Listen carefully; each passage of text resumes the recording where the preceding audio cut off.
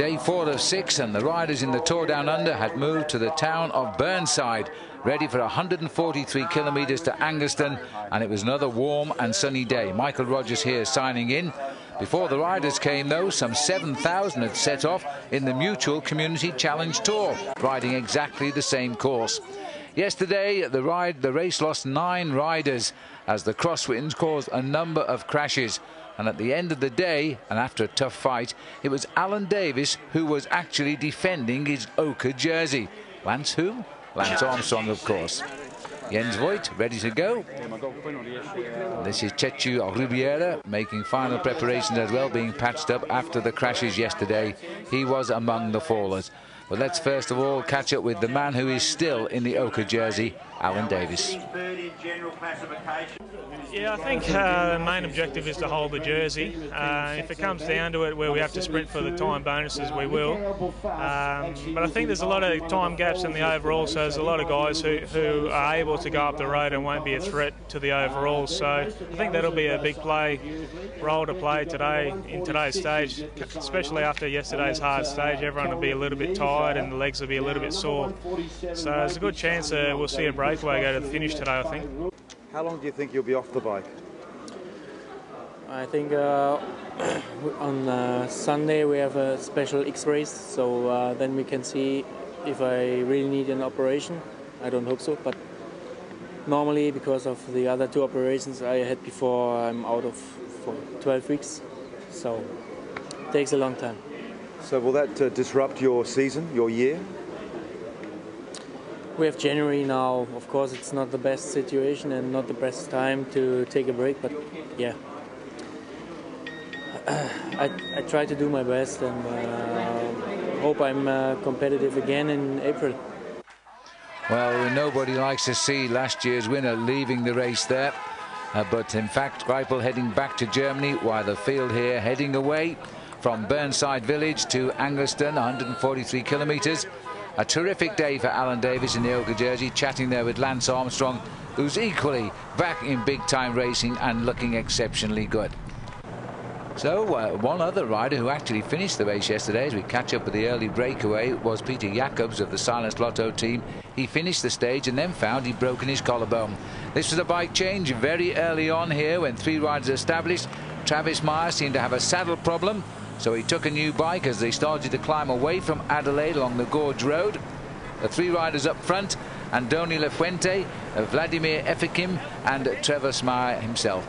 Meyer quickly back with the other 2. They didn't race away from him because they need him if they're planning a long sortie here. 1:45 the early break, and while they were settling down and back in the peloton, Travis Meyer was trying to settle down back on his own bike. Riders don't like riding on spare machines. They feel much happier on the bike that was made for them. And again, the 2 leaders, Efekim is the rider in blue and Lafuente is the rider in the Euskaltel Euskadi colours, the orange colours there. Most beautiful part of Australia, this, as the riders follow the river for quite a way. Good mountain bike trails here, by the way, if you're a mountain biker. Stuart O'Grady, wearing the SA Lotteries green points jersey, has been very consistent. There was no real sprint by the time the riders covered 47 kilometres and they arrived in Mount Pleasant. Lafuente getting the, in quotes, sprint ahead of Efekim and Meyer. The peloton arriving here 7 minutes and 10 seconds behind. The gap, though, was coming down largely by work being done by Robbie McEwen's Katusha team, and we figured that Robbie was being set up for possibly the stage win in Angaston.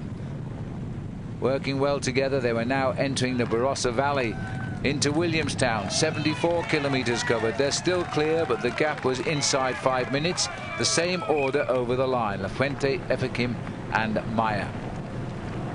Next object of the day, Mengler's Hill at 103 kilometres, and surprisingly it was the King of the Mountains early leader Lafuente who was slipping off the back from the other 2.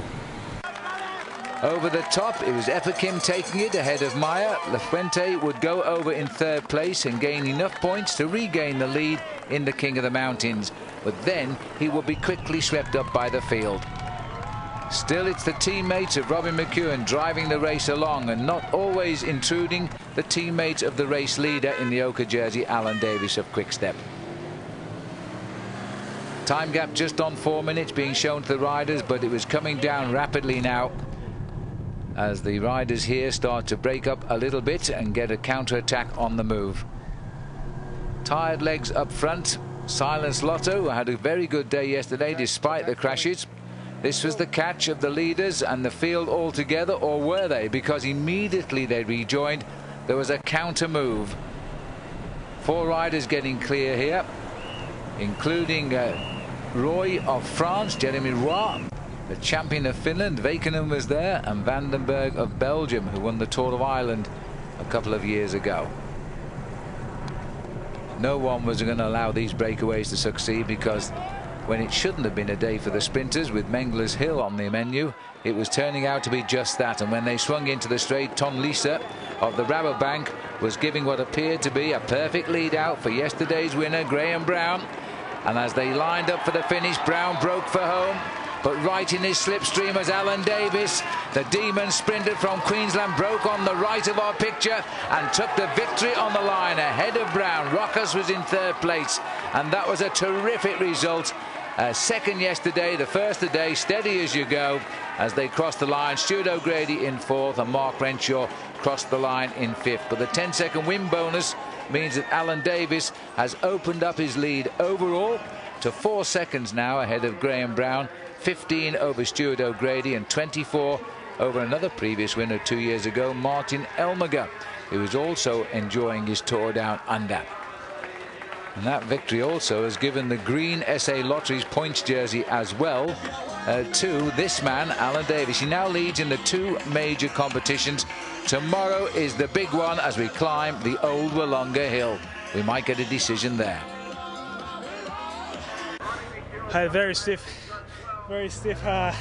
legs after the crash yesterday, and yeah, I thought it was going to be a breakaway, to be honest, today. That'll go to the finish, so very lucky to get away with the win. And once again, my team, mate, unbelievable. This week's been great. Whatever happens from now will be a bonus.